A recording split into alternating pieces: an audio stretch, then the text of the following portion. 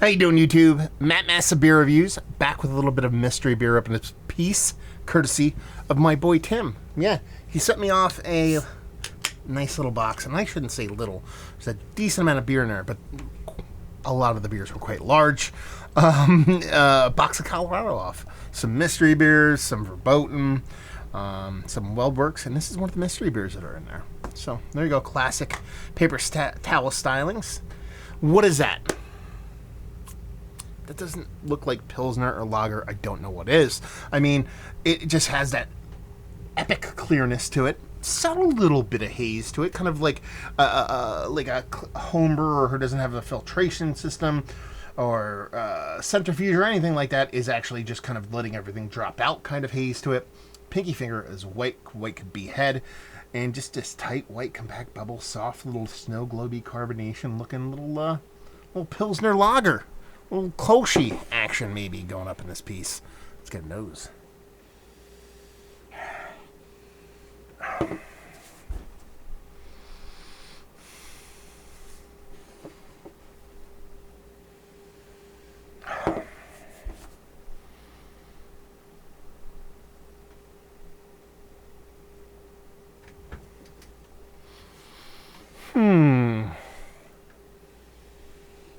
This is macro lager.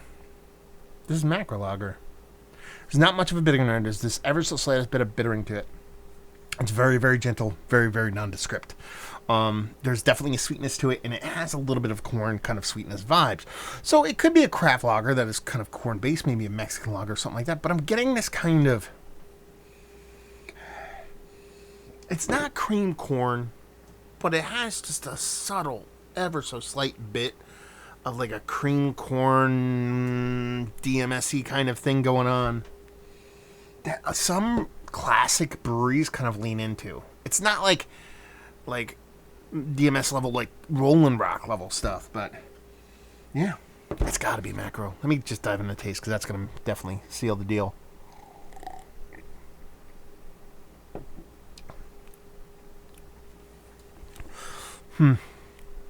Yeah, it's got to be. There's an added pop to this bittering wise. Just a little. When I mean pop, I mean a little itty bitty small pop, but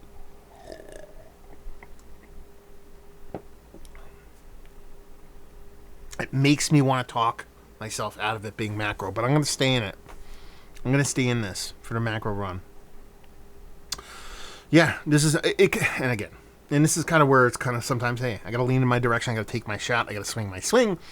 And if you're going to tell me that this isn't macro lager, because it's not disgusting, if it's macro lager, it's in the Miller High Life level of macro lager.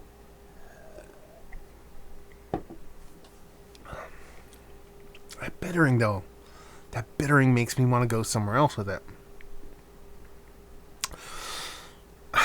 It might be Euro macro lager. Let's put it that way.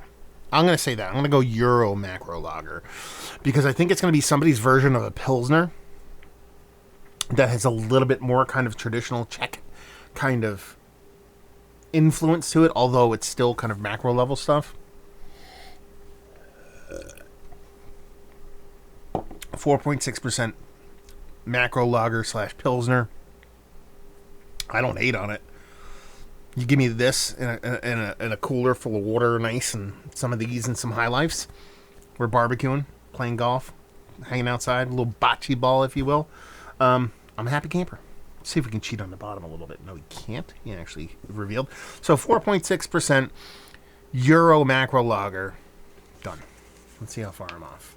I kind of want to name a beer here.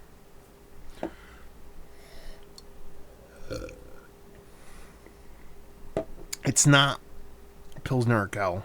I know that for a fact. But I don't think... It's not Coors, like Coors Light or Coors even Banquet beer. Man. I want to go... No, it's not even... See, it's not even going to get to the point where it's like... I'm really stuck in this Euro thing. I'm trying to think of a brewery I want to toss it in. I don't know. Oh, Edinger. No, it's not even that. It's still a little bit more macro. I don't know. It's probably a local brewery that does all kinds of fun stuff. It's WeldWorks. So there you go. Yeah. This is their cereal Keller. So this is their Keller Pills. It says unfiltered Pilsner style lager brewed with flaked corn and Zaz hops. So I'm not angry. 4.8%. I said 4.6. I'm not angry at what I said on this because this what I described was exactly what they made. They made a Keller beer, so just a skosh little beefier malt bill, but they had that flaked corn in there and your Zaz kind of traditional kind of Czech hoppiness. So you know what I mean. I wanted something a little bit closer to kind of like original kind of Czech pills, but it definitely got a corn vibe off of it. So, and this is the thing. I didn't say anything. I don't think this brewery would be like, fuck this guy. Not that they ever watched this, but if they're like, watch this as a mystery beer and saw their beer, they would probably, I would assume, be like, you know what, that's what we tried to fucking make. We tried to make our version of a macro lager with maybe a little bit better ingredients, a little bit more kind of traditional kind of hoppiness. It doesn't get too out there in left field, but at the same time stays true to that super chuggable version of what they're trying to go for. I'm 1,000,000,000% okay with what I said because I think I fucking did a pretty good job on the beer. Even though I was swore up and down it was macro beer, there was something inherently tasty and delicious about it. That's why I kept saying I didn't hate it. I liked it more like the high life level of stuff. I like it. I think it's fun. Thank you very much, Tim, for sending this off. Absolutely fun beer. Very cool of you. Thank you very much.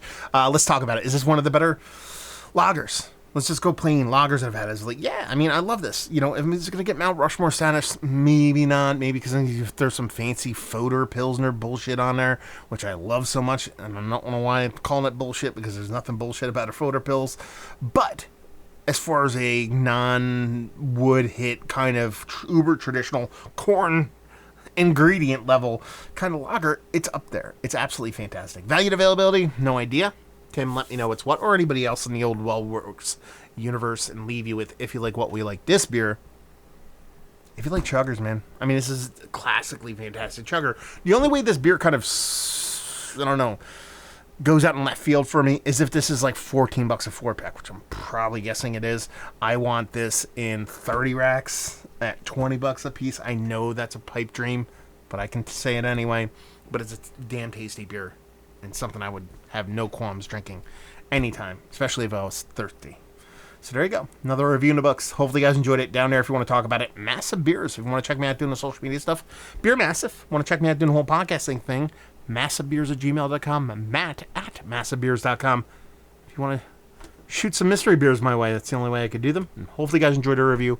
Hopefully you're enjoying a little bit of mystery beer right now. Hope to see you next time. Cheers.